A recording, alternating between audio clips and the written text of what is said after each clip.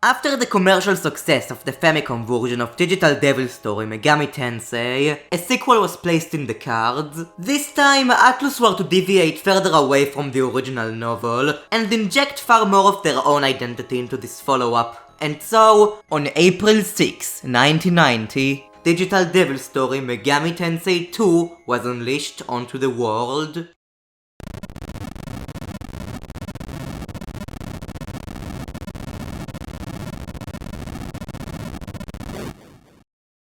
From what I've heard, this seems to be a pretty sizable improvement over the first game. Megaten games with the number 2 seem to always have pretty passionate cult fan bases, and I'm pretty sure this one is no exception. So I am definitely excited to see what Atlus has in store for us this time around. Before getting into it, it should be noted that this video is a follow-up to my original video covering the first Megami Tensei game. It is recommended you watch that video first, or at the very least have knowledge on the original game. Also, just like with the first game, I will be looking at the Super Famicom remake on Megami Tensei The Old Testament, and be calling the Famicom and Super Famicom by their filthy American names. And this should really go without saying, but full DDS2 spoilers are inbound. And with all of that out of the way, I guess all we can really do now is start playing it and see what Atlus has cooked up for us this time. This is Digital Devil Story Megami Tensei II.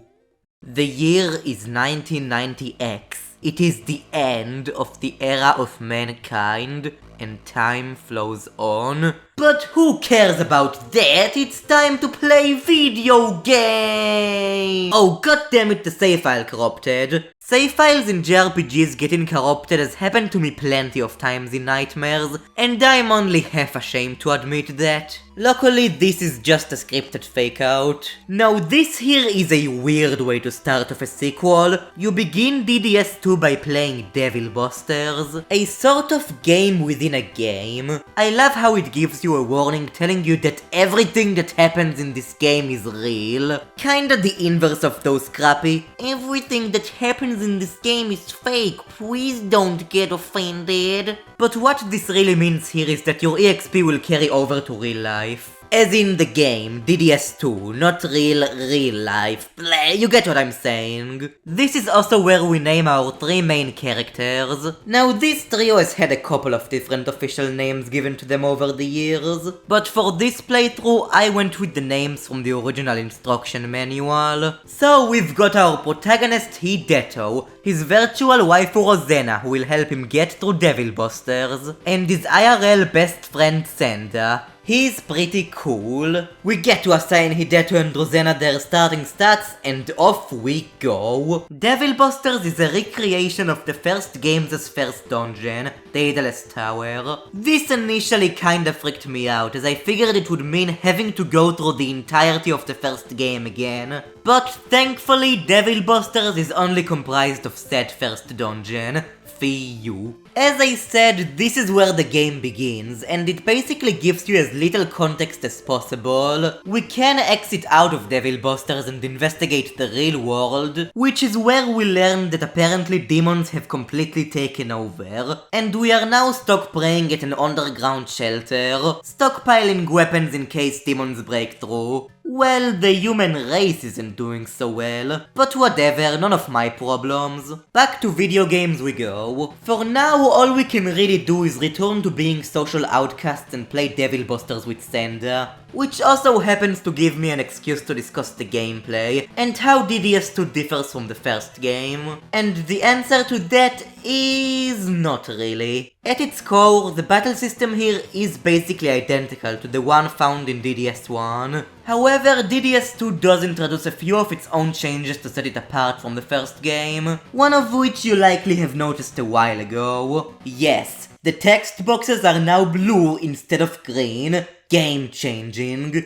Okay, but for real though, Devil Busters is presented in a more traditional top-down view, as opposed to the standard first-person perspective the series' early entries are known for. The game also supports an overworld very reminiscent of early Dragon Quest and Final Fantasy titles. Now, I personally find the third-person aspect of DDS2 to be a bit of a double-edged blade. On one hand, it does provide some nice variety and allows us to have a better look at the world and its environments. But on the other hand, one of the advantages of the first-person view was the lack of battle and menu transitions. If an enemy appears, boom, it's here, kill it. But with the third-person sections, the screen has to fade out and then fade back into first-person for every single encounter. Heck, it even does that every time you open the menu. In the grand scheme of things, this is a pretty minor issue, but it does rob these sections of the flow the first-person sections have. Though, to be fair, these over-the-top sections only constitute like 15% of the overall playtime at most. So again, not a big deal. Anyways, back in Devil Busters, we beat Minotaur, who's actually far easier here than he was in the first game. However, instead of granting us access to Valhalla, we get the Orb of Silence, which we use on this random statue we found on our way to awaken Pazuzu, this weird bug dude. And this is where we finally get some context as to what the hell is going on. At the end of the 20th century, a nuclear war doomed the whole world to a crisp. All that's left now is nuclear waste and remnants of a civilization gone by. And if that didn't seem bad enough, then how about I tell you that the war just so happened to also create an interdimensional rift. One which connects to the freaking demon world, located at Tokyo of all possible places.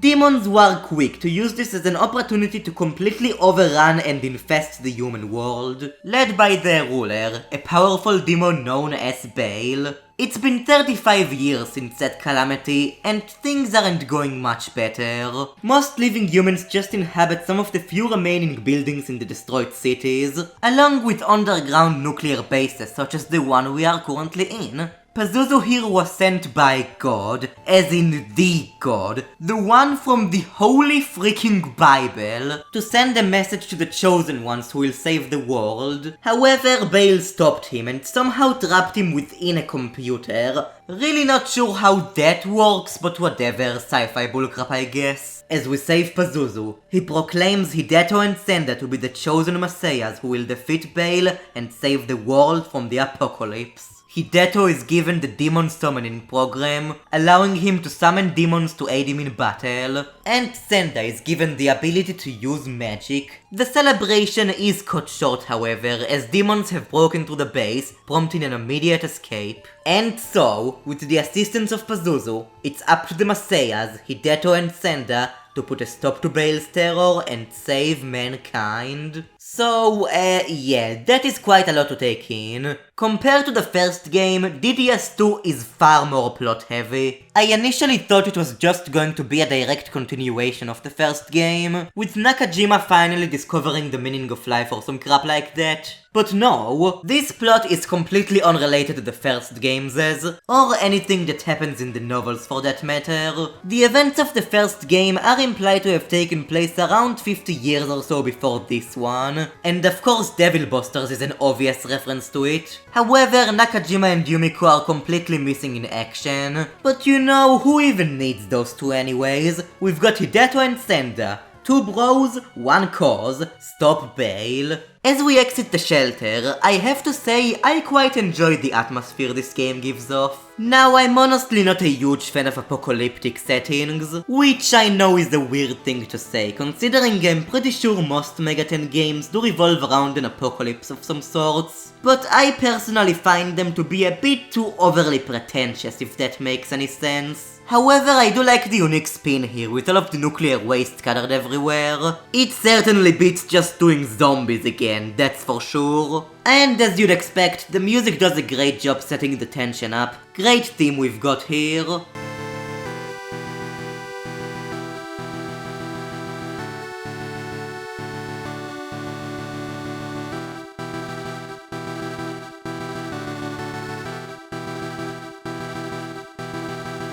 With this being a modern setting, some traditions won't really make a lot of sense here. Instead of swords, the shops in DDS2 sell guns, as in actual firearms, which have infinite ammo, baby. Swords are still here, you just need to get them as enemy drops. Guns are used as a sort of secondary weapon of sorts. There's a pretty neat system here where guns are more effective against physical creatures made of flesh, and blades are better for ethereal magic users. On most occasions I found swords to be more effective, but the nice thing is that you can equip your character with both the blade and the firearm at the same time. You get to choose which one to use every turn. I usually went with Hideto using a sword and my secondary character using a gun. Took care of enemies pretty well that way, and I'm not saying demons because in DDS2 you will occasionally be going off against actual humans. Yes, this is an NES RPG where you get to shoot people. And that's another thing I'd like to note. Unlike basically any other NES game I've ever played aside from maybe Final Fantasy II, DDS2 is very distinctly not a kid's game. People die, some of the demons are straight up nude, and I mean, just look at this room. If I saw this as a kid, I can guarantee you this would have given me some serious nightmares. I hate basketball. The NPCs in general are definitely improved this time around. They still mostly just exist to spew out hints, but their dialogue is also often utilized for world building. The first game had a bar where you could talk to a few people, but nothing really noteworthy came out of that. Here though, almost every single town has a bar, and it is surprisingly calming just chilling out and talking to people, for as brief as those moments may be. The minigames are also back from the first game. I do still think these are pretty out of place in this setting, but bleh, I don't mind. Not only are these minigame areas also in more locations here, but there's also a new minigame, Codebreaker, and man, I absolutely adore this thing. It's simple, but very addicting. Pretty much played it every time I had the chance to. Rack's shop returns as well. Yeah, I guess I didn't really talk about this last time, huh? Basically, at some locations in the first game, there was a store you could trade amethyst with in order to receive some items. However, some of these items were necessary for completion, while others straight up hurt you, so it was kinda stupid back then. Thankfully, Rags chilled out since the first game, and the stuff you get from him in exchange for gemstones are just one-time use optional items. Much approved. There are also these weird drug stores where you can get Hideto high on drugs and cheated out of money. I don't really think these have any point in existing, but I could be wrong. Still, things like these help give the world of DDS2 more life. If I would levy one issue against it though, is that I think it all kinda blends in too much. Every single town looks the exact same, and the overworld design doesn't have much when it comes to variety. It makes sense with this all being in a big destroyed city, but it also makes it pretty easy to get lost. And I also had a tough time remembering the names of locations, but I think I'll chalk that up to me not being Japanese or living in Tokyo. Luckily the game does do a good job with keeping you on the right track, by using different roadblocks you need certain items for. The whole continent is completely split apart, meaning you'll need to get around using things like underground tunnels, abandoned subways, and my personal favorite, Moras. Giant mutanic sea turtles will carry you across the acid ocean. I'm a simple man to please. I see a cute sea turtle, I like. So yeah, the journey is going pretty swimmingly so far. Hideto and Senda are having the time of their freaking lives. They got this doggo called Alteres to join them who is freaking OP as heck, and even found this nice Solomon's ring, proving them to be the messiahs. I was starting to get pretty into the game at this point. The music, atmosphere, progression, it was all really solid, but a serious wrench is thrown our way as soon as we hear about the Witch of Tokyo Tower. According to Pazuzu, she's a heretic and we have to defeat her. But according to some townspeople, she's actually a pretty nice person. So that's strange. This is something we have never even come close to hearing in the first game. Conflicting ideologies, which is a major theme in DDS2. The messiahs eventually make it to the witch, who is revealed to be Rosena. Hideto's Devil Busters party member somehow reverse isekai'd into the real world. Yeah, this is something that's that's kinda just never explained or questioned. Rosanna tells our heroes that Pazuzu is manipulating them and only using them as a means to defeat Bael, while Hideto, being the complete simp he is, instantly agrees with her and rebels against Pazuzu. Senda remains adamant that Pazuzu's cause is the correct one and Rosanna is just trying to trick them. And so Senda leaves, promising that the next time he and Hideto will meet, it will be as enemies. I really like how the game makes you feel weakened after Senda and Hideto split ways. He takes with him Solomon's ring, Orthress, who was probably your strongest demon up until now, and half of your freaking Maka. And I love this because it makes sense. Of course Senda would take half of the money. He and Hideto earned it together. How come literally no other JRPGs do that? Now, to be honest, I did kinda see Senda leaving the party coming. At the beginning of the game, you get to assign Hideto and Rosanna their starting stats, but Senda just starts with 8 on everything. Yeah, from that alone, it's pretty easy to see where things will go. After Rosanna replaces Senda, the game becomes a lot more non-linear, and you're kinda just left to explore on your own devices. While the first DDS game was kinda just a series of 6 big dungeons in a row, DDS 2 is instead comprised of a lot of smaller town and dungeon areas. It's a lot more traditional if you catch my drift. But sadly, this is also where I'd like to bring up some of my issues. First of all, I'd like to state that looking back, I think I was a little bit too generous when looking at the first DDS game. Not saying I hate it or anything, just that I think I was kinda overselling how fun the gameplay was. The game didn't really give you a lot of incentive to not just spam auto battle for every single random encounter. And with how much random encounters there were, the game did often get pretty boring and monotonous. And what sucks here is that in this regard, DDS2 didn't really fix any of the first game's issues. The moon phase is still a pointless mechanic. Spells have no in-game descriptions, meaning I basically had to check up on the Megami Tensei wiki every time I got a new one. You cannot check your key items, you cannot target enemies when battling big groups. The magnetite system is still one I heavily disagree with, even if, to be fair, it isn't as bad this time around, as magnetite doesn't drain when traveling the overworld, making grinding for it far less of a hassle. But lastly,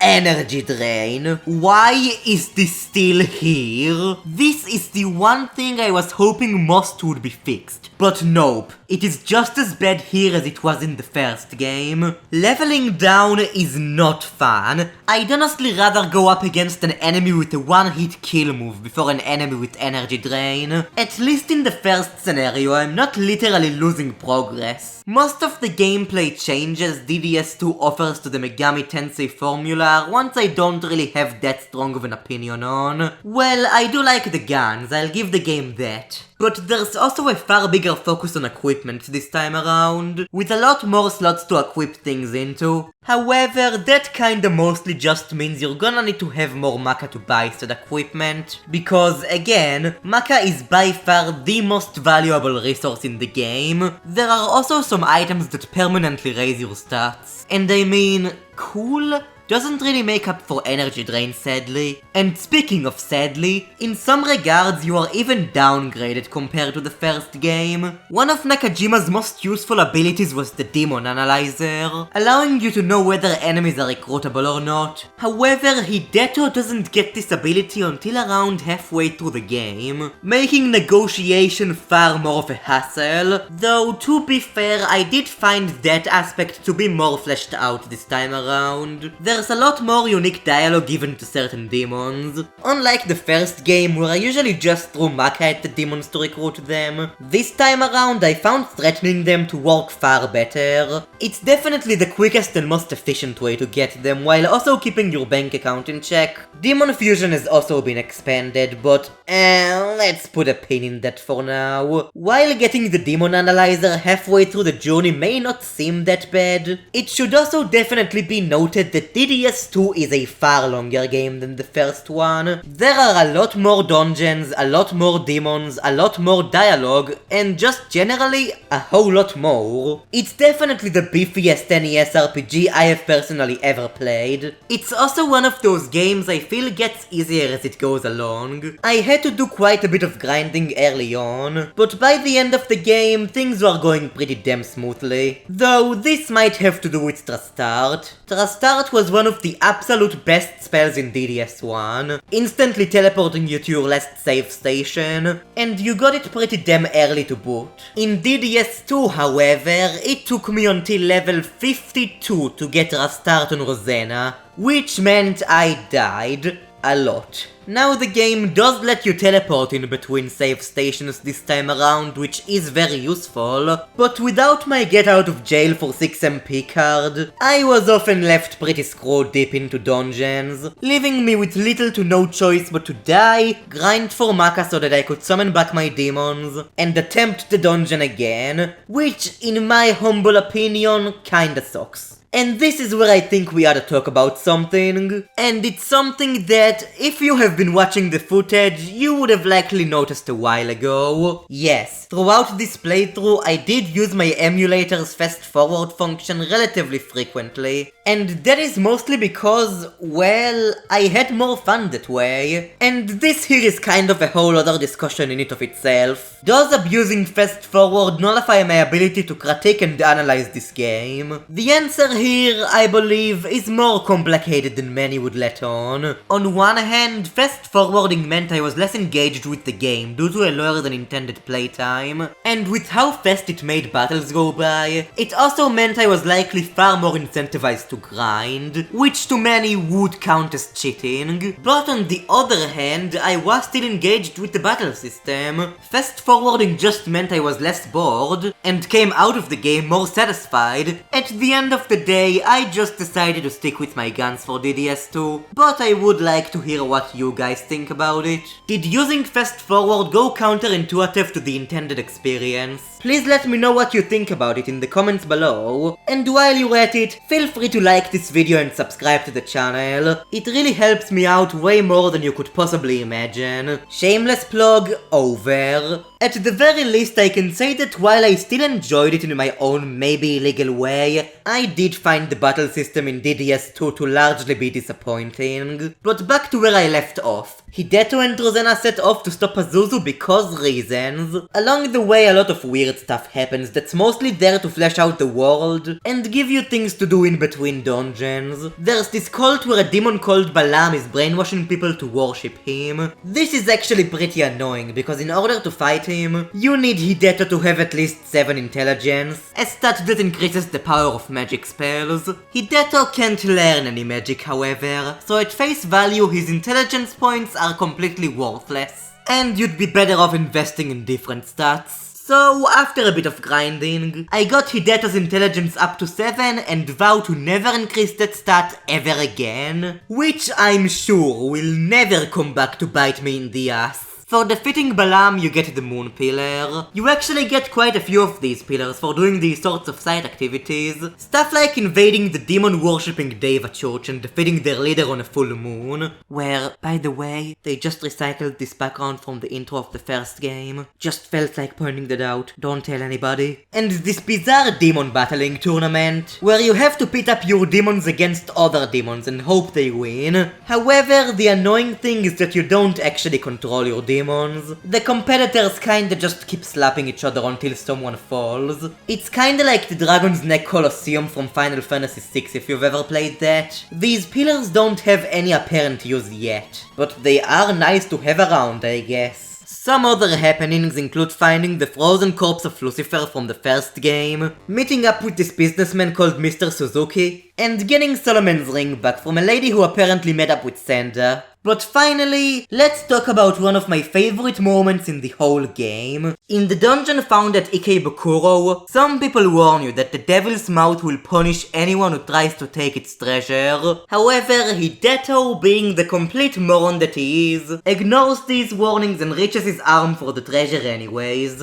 But then the devil's mouth closes while Hideto's arm is inside of it, cutting his fucking arm off in the process. Holy shit. With Hideto losing his arm, he can no longer fight, summon demons, and will slowly lose HP. Now this may seem like a pretty bad screw up on Hideto's part, but then you remember an NPC who told you about how he lost his arm and had to get it replaced with a cybernetic arm at the local lab, and when you connect these dots, you know exactly what's happening. You go to the lab and Hideto gets a fucking robot arm, allowing him to go back and take the treasure without fear. How freaking cool is that? Again, I cannot stress this enough. Stuff like this is insane for an NES game. Part of me kinda wishes I was playing that version just to see how ambitious TDS2 truly was. Now, other than letting you hold more demons, Hideto getting a cybernetic arm isn't really ever brought up again and doesn't mean much for the plot. But it just happening is so stupidly metal I can't help but adore it. Though, as you might have been able to tell from my tone, I'm not that huge on Hideto as a protagonist. Combat-wise, both him and Rosena are practically identical to Nakajima and Yumiko from the first game. It's like the exact same dynamic. So much so that I found myself accidentally referring to them as Nakajima and Yumiko multiple times throughout my playthrough. They're both almost completely silent, which is something I'm honestly not a fan of. I know Nakajima was also silent, but the first game had almost no plot whatsoever, so for me at least it was more excusable there.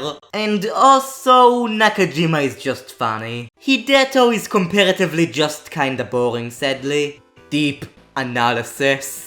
But personal grudges aside, our heroes eventually make it to Shinjuku, the location of Pazuzu. After a dungeon with some annoying enemies who put you to sleep all the time, they eventually make it to the top floor, where Hideto is at last confronted by his old friend Senda. And Jesus Christ, what a makeover. Dude, I get that you're an edgelord now, but could you at the very least wear some freaking pants? I mean, it is a really cool design, but morally questionable at the same time. Senda calls Hideto names, we kill our old doggo in 2 hits and Senda runs away. Absolutely thrilling rivalry we've got here. With Senda out of the way for now, it is finally time to face off against Pazuzu, the Deceiver. And wow, this guy is a complete pushover. I managed to beat him with only 1 demon out. Man, I am so good at this game. Anyways, I died to the janitor on the way out. Defeating Pazuzu lets us enter the populated areas of Shinjuku. Nothing really of note here, kinda just another town area with annoying random encounters. But we do get a passageway to Nakano where a guy will give us a secret password letting us enter a previously guarded building in Shibuya. This here is a pretty small optional dungeon with a couple of robot enemies, but at the end of it there's a computer letting us return to Devil Busters. This is unlocked at around the halfway point of the game, so getting to return to the starting area as to measure how much stronger we've become is really cool. This isn't just for shits and giggles either. There are a bunch of new floors we can go to for some great optional loot, including the demon Cerberus, who has been sealed away by Nakajima and Yumiko, left to wait for a worthy hero to lend his legacy to. Even though I just ended up fusing him later, I'm sorry, doggo. And for completing a little side quest involving a couple of kids,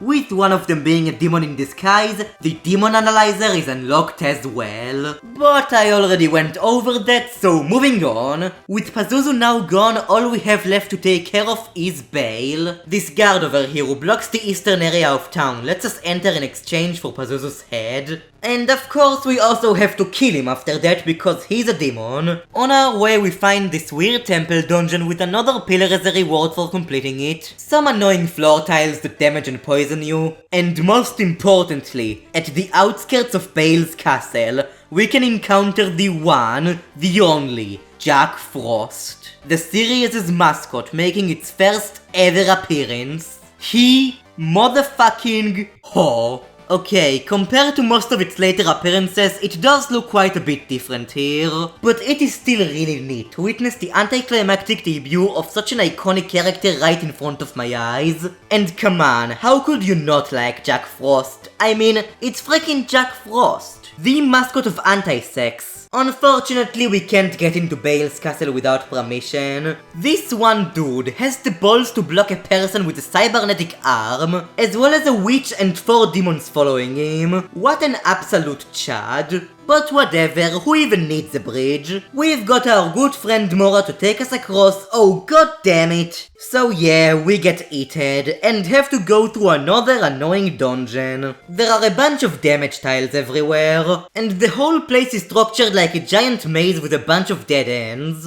Oh wait, that's kinda just every dungeon in the game, isn't it? Why did I write that? Also, at the end of it, there's this dude who you have to give half of your maca to in order to escape. You know, I feel like I should be angrier about this. But after having to give someone all of your maca in the first game, 50% is nothing. Nakajima hardened me. And so our heroes arrive at Bael's castle. As you would expect, it is another dungeon. There isn't anything too noteworthy here other than some annoying tiles that, when stepped on, will teleport you outside. Gotta love that fun game design. As Hideto gets to the top, he is confronted yet again by Senda, the absolute motherfucker. Senda actually admits that what he's doing could be wrong, but it seems that for him it is too late to go back. He goes to face Bael alone, and leaves Hideto to face off against a bunch of weak random demons. Oh come on, really? We finally confront Senda again, but we just battle a few regular enemies? This isn't even a boss fight. The enemies come out one at a time, so it is literally easier than most random encounters.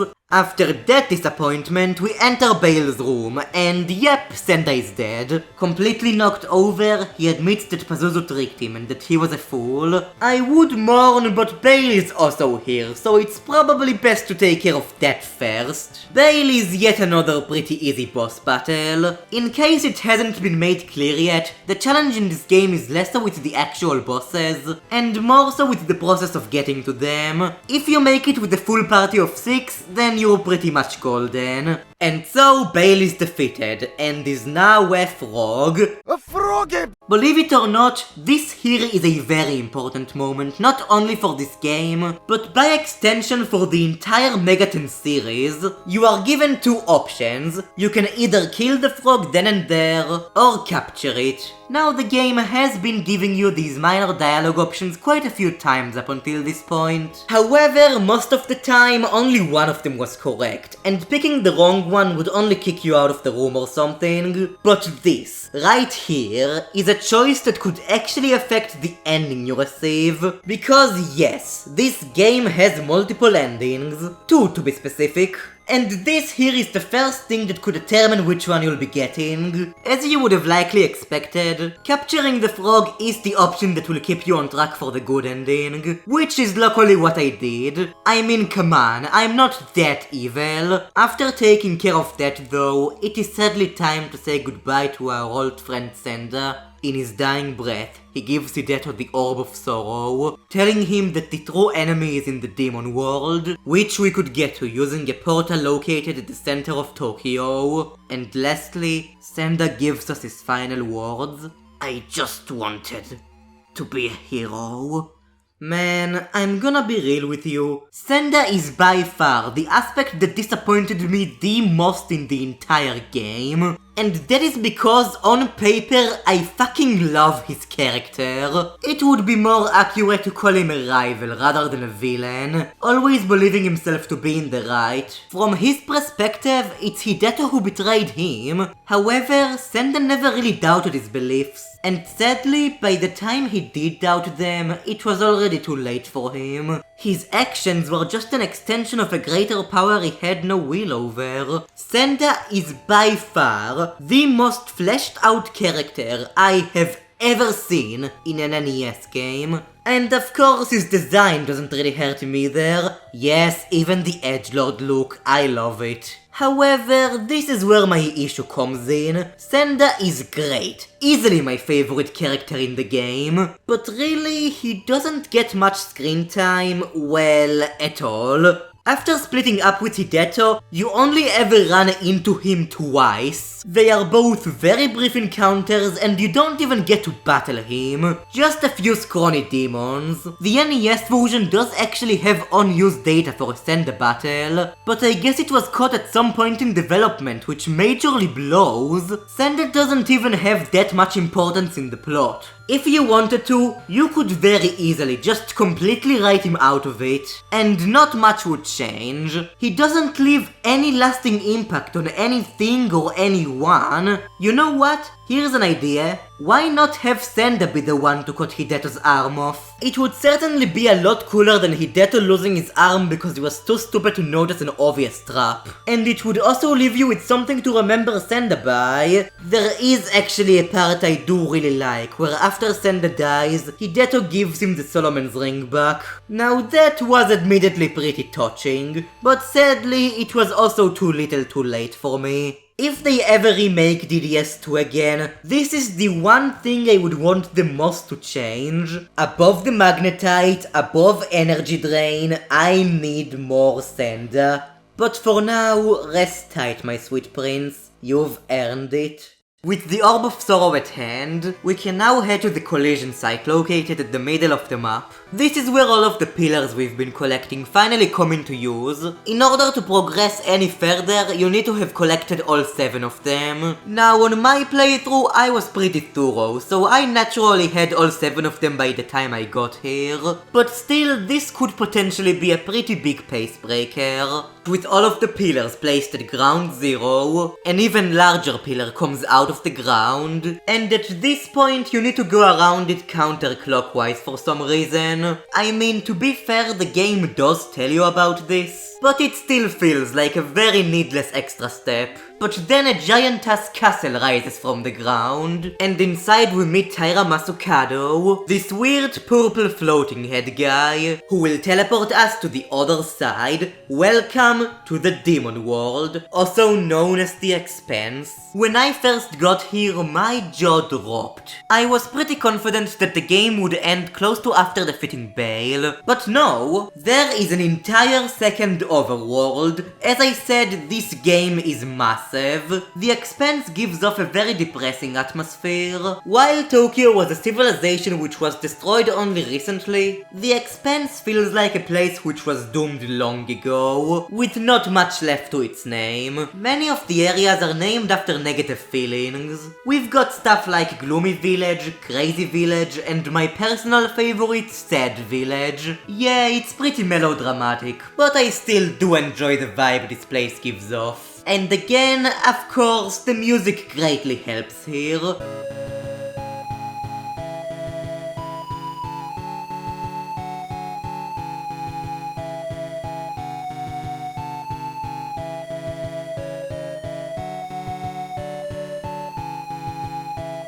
It's about damn time I finally talk about the soundtrack, huh? While I didn't think the DDS1 OST was all that noteworthy, with the exception of a few bangers such as Daedalus Tower, in DDS2 almost all of the music is on par if not better than Daedalus. And heck, thanks to Devil Busters, the Daedalus theme is still in the game. It's a win-win. I already went over how great the map themes are at building atmosphere, but I absolutely cannot ignore just how hard all of the dungeon and battle themes slap. There aren't many of them, but the ones that we do have are all absolute gold.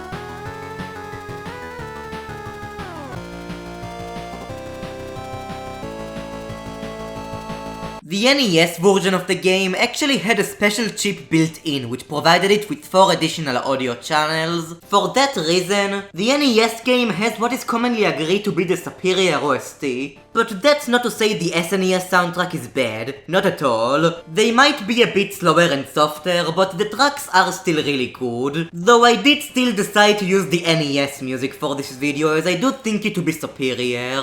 Continuing along with the Expanse, unlike Tokyo where we were collecting pillars, this time our goal is to collect orbs, which, just like the villages, are named after negative emotions. All of the landmasses are separated by a sea of blood, and each of the orbs you collect will allow you to travel to a different landmass. So okay, early on I was doing pretty solid in the Expanse. There were some annoying caves but nothing too hard. Eventually I made it to this room with a giant water pool. I figured I would need some kinda key item to take care of whatever's in there, so for now I made a mental note of that and moved on. Flash forward to an hour later. There was this wall of fire blocking a pathway near Crazy Village, and this is where I finally got stuck. I had absolutely no idea what to do or where to go. And so, after over an hour of painful back and forth, I caved in and looked up a walkthrough. And I'm not gonna lie, the solution here kinda pissed me off. You see, in DDS2, there are 2 fusible demons you are absolutely required to obtain in order to beat the game. Ondine and Gnome.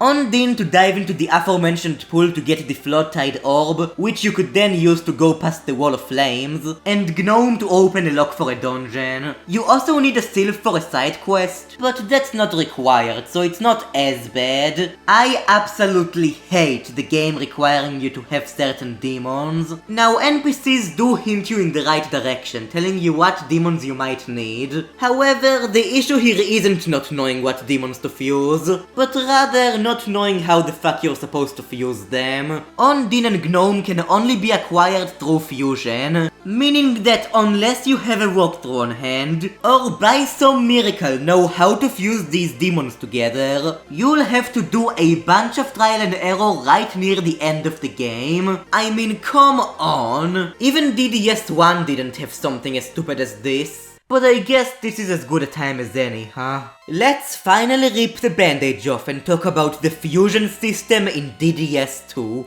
Oh boy. Okay, so at face value, the fusion system here isn't much different from the one in the first game. You take 2 demons, you put them together, you get a new demon. That much is still the same, but a few things have been altered in order to make the process of fusion more complex. And I honestly feel a bit mixed about it. Let's start with the most obvious new addition, Triple Fusion. Now at face value, this here is pretty damn awesome. What's better than 2 demons together? 3 demons together. And while this may seem really useful, I sadly feel that Triple Fusion is a concept that sounds a lot cooler than it actually is here. Only demons who are allied good can be triple fused, which I think is a neat idea. But the issue here is that Triple Fusion barely ever breeds something worthwhile. Most of the Triple Fusion results I got near the end of the game were of demons who are severely lower level than all 3 of the demons I would have had to sacrifice in order to create them. Do you want to know how many times I used Triple Fusion in my entire playthrough?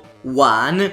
I only used Triple Fusion 1 time in this 30-hour plus long game, and to be fair, it did feel pretty damn awesome to finally pull it off. The demon I got for it was Odin, which I later fused with Ifrit to get freaking Michael, who was so good I kept him with me until the end of the game. He had the rare spell Samericarm, which can revive dead party members, making him a great backup option. However, even outside of Triple Fusion, there were many times where fusing 2 demons would just result in something weaker than both of the demons sacrificed in the process, which heavily blows. So, why does fusion create so many underwhelming results? You may be asking in an accent far better than mine. Well, that's because DDS2 heavily wants you to use its brand spanking new fusion mechanic, Elementals. You see, in DDS1, many demons were just not compatible with each other, and would result in a Dryad when fused, who is one of the weakest demons in the game. However, in DDS2, fusing 2 non-compatible compatible demons will instead result in one of 10 different elementals. Whichever elemental they'll result in is determined by their combined average level.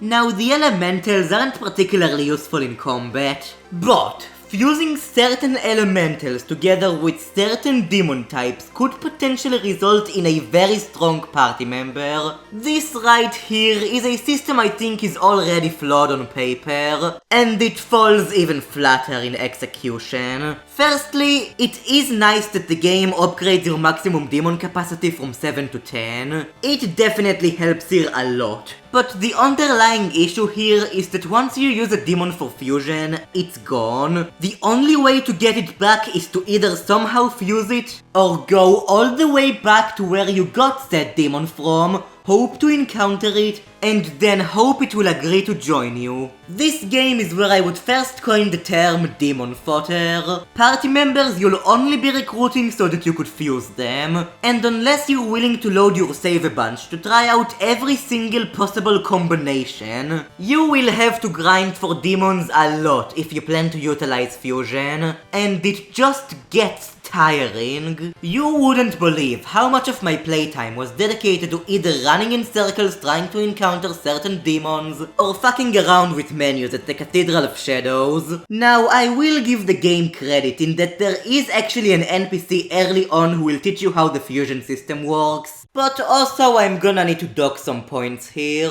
Firstly, this tutorial is terrible, at least in the translation I played. I had to go back through and read it multiple times before I could finally actually understand it. And secondly, they put it very early on in the game, yet it teaches you mechanics that won't come into play until the very end of the journey. For example, you get told about cursed items, which are pieces of equipment you can't unequip, meaning that if you decide to use them, then you're basically fucked. However, there are only 2 cursed items in the entire game, and they don't show up until as late as Bael's fucking castle, meaning that by the time you finally find the cursed item, you would have probably forgotten they even exist and will be confused as to why you can't unequip them. So I personally believe it wasn't the greatest of game design choices.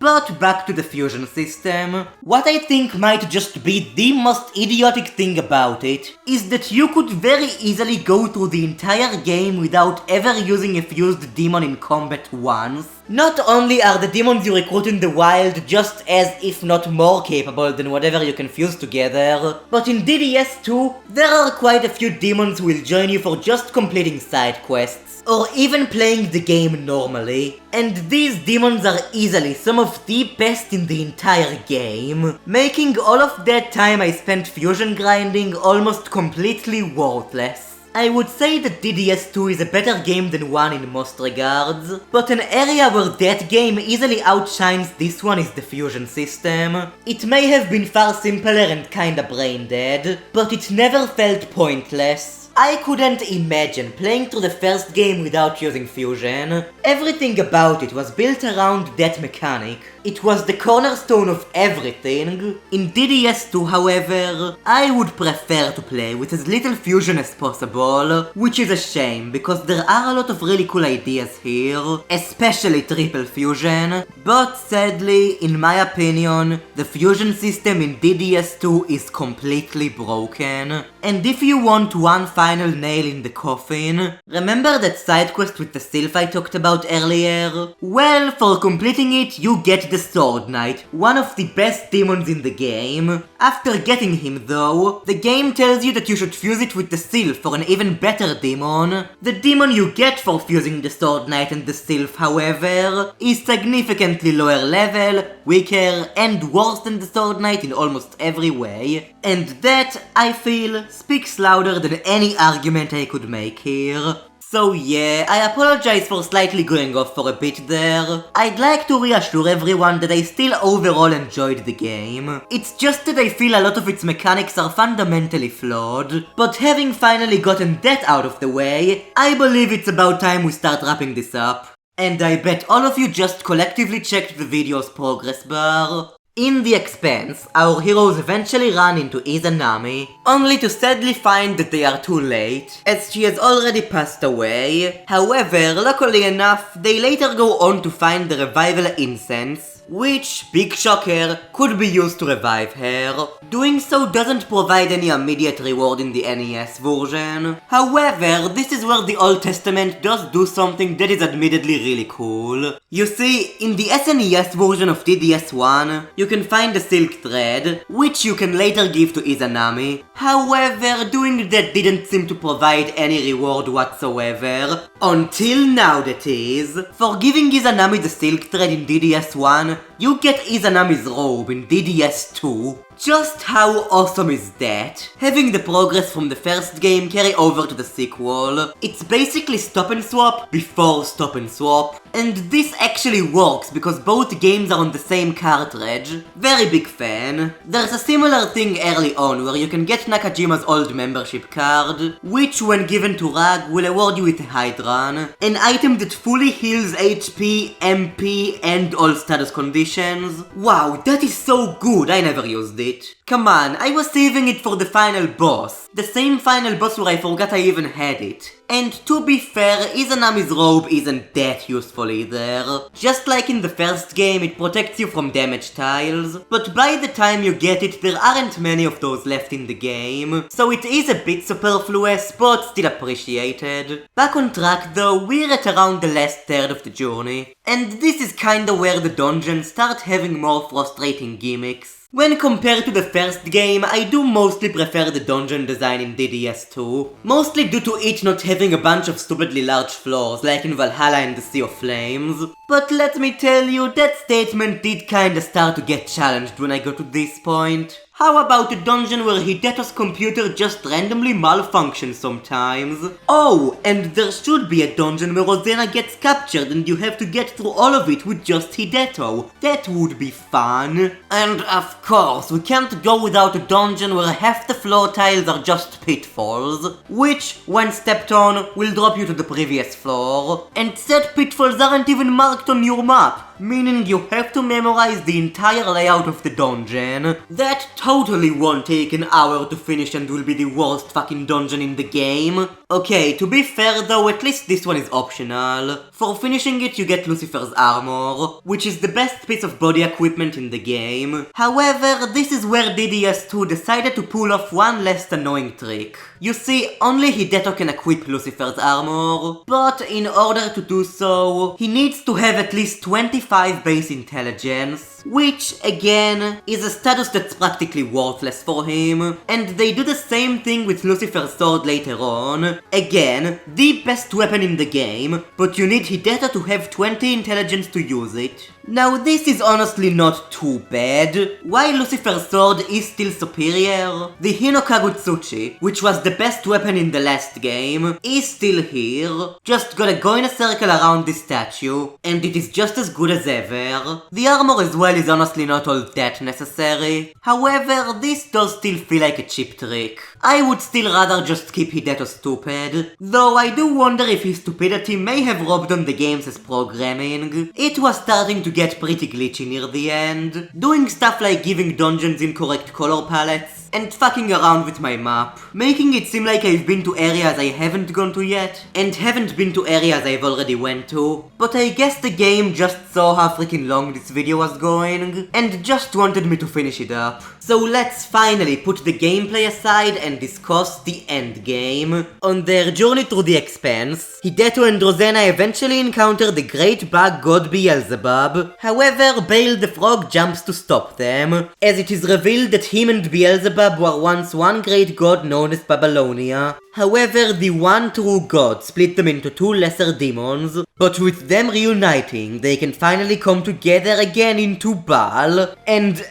I mean, not gonna lie, this is kind of a downgrade. Makes for a great healer though. And so, with Baal on their side, our heroes travel to the remote island, which contains a small dungeon that has them once again run into Izanami, who teleports them to Lucifer's temple located located to the east. And it is there where the 5 orbs they've collected come together into the one almighty Orb of Hope, which will let them teleport to Lucifer's castle. A lot of teleporting going on. And okay, I know I said I'll shut up about the gameplay for a bit, but my god, the first floor of Lucifer's castle is absolutely terrible. It's just a bunch of copy-pasted spinning floors and dead ends, and as someone who fully maps out everything, I hate this place. Back on track though, our heroes soon come face to face with the resurrected Lucifer. How Lucifer came back after dying in the first game is another one of the many things that's never really explained. So make of that as you will. Now you would normally have to fight Lucifer now, but with Bael at our side, we're allowed to make a few negotiations, and this is where we get a bit of a plot reveal. Lucifer tells that in ancient times, he was the one to bestow wisdom onto mankind. However, God, wanting to keep his creations under control, punished Lucifer by casting him down onto Earth, where the humans, due to their want for intelligence, actually worshipped Lucifer over God, and this absolutely pissed God off. So much so that he cast down literally every other god, including Lucifer, into the Expanse, and turned them into demons. I would say my god, but that's not really appropriate right now. After that lore dump, Lucifer requests Hidetto and Rosena to help him defeat the one true god, and bring back the golden age for the humans and old gods. Their first step? Defeat Satan, who, as you would expect, is in Tokyo. I mean, duh. You get Lucifer as a party member here, and he is obscenely overpowered, basically making the entire rest of the game a complete joke. And again, makes fusion even more useless of a mechanic. This here though is an aspect of the plot that does admittedly bother me. I don't really feel that the depiction of Lucifer we see here really matches with how we saw him in DDS1. Back then, he was the main villain, threatening to overtake and rule the human world. But in DDS2, he's more so portrayed as a sympathetic figure who only wants the best for mankind. For me, this doesn't really make much sense. I could say a similar thing about Bael, who just like Lucifer, previously tried to conquer the human world, but is now painted as its savior. And the game never really addresses the sudden shift these two characters go through, which makes this whole thing feel a bit rushed. Nevertheless, I do still think the game manages to get across what it's trying to say here.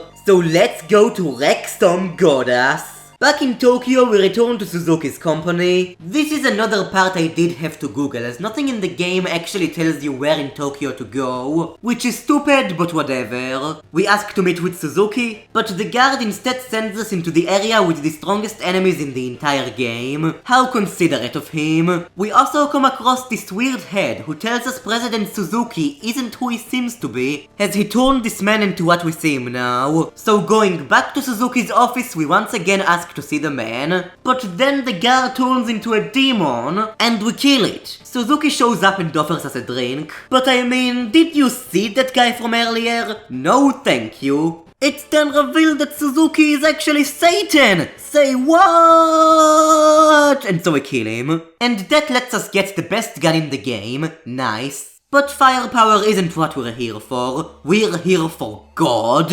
Entering the final corridor, we get a few final warnings telling us to turn back. But just as Senda did earlier, we have come too far to back up now. Ladies and gentlemen, this is God, also known as YHVH, a giant screaming blue head. If you are wondering why he's called that, it's because the letters YHVH translate to Yud Hey Vav Hey in Hebrew, which is what God is called in the Hebrew Bible, and it is a name set to bring great curses to anyone who would utter it.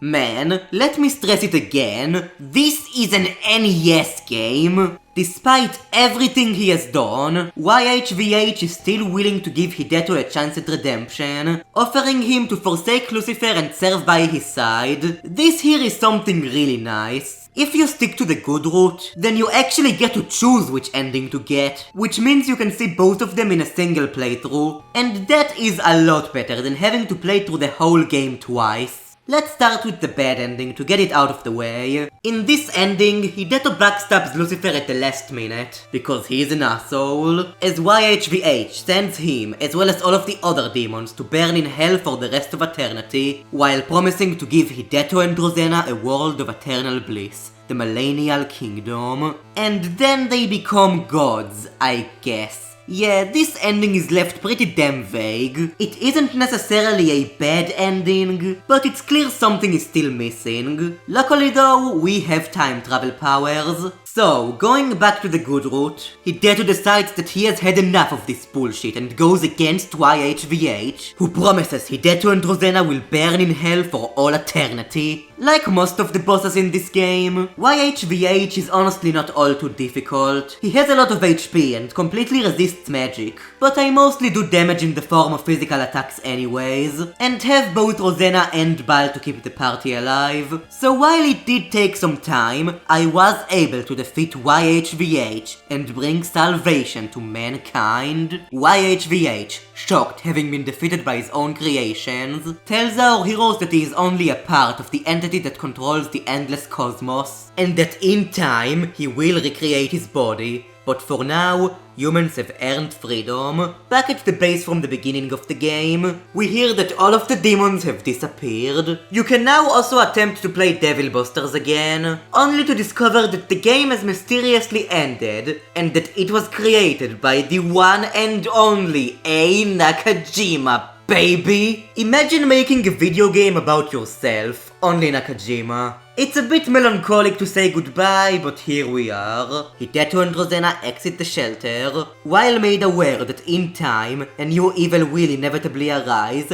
are still left hopeful that in due course, humanity will be able to restore itself and achieve true peace. And that is where DDS2 closes off. This is a plot that's very heavy on its themes and symbolism. Many aspects are left intentionally vague on purpose. A lot of the story here is just what you make of it, so please keep in mind that what I'm gonna say here is just what I personally took from the plot, whether it was the intentional or unintentional way of looking at it. I should also note that I likely have missed many of the religious references, which may have helped piece things together. Still though, I believe this story does stand on its own, separated from these connections. If you see this story differently than me, feel free to share your own takes in the comments. I'd love to be able to talk about this, but without further ado, here is my take. The story of DDS2 is definitely something else. The amount of sheer unadulterated ambition here is off the charts, and possibly even detrimental in a few points. I could genuinely see some people being offended by its portrayals of some religious figures, with it taking God, the central figure of the majority of the Holy Bible, and portraying him as the sort of maniacal villain. When you really think about it though, God being portrayed as a figure to be feared is far from something new. Heaven and hell are concepts far engraved into the mind of your average Christian. The idea that when you die, your sins will be judged, and if your soul is deemed unholy, you'd be cast to suffer for the rest of eternity.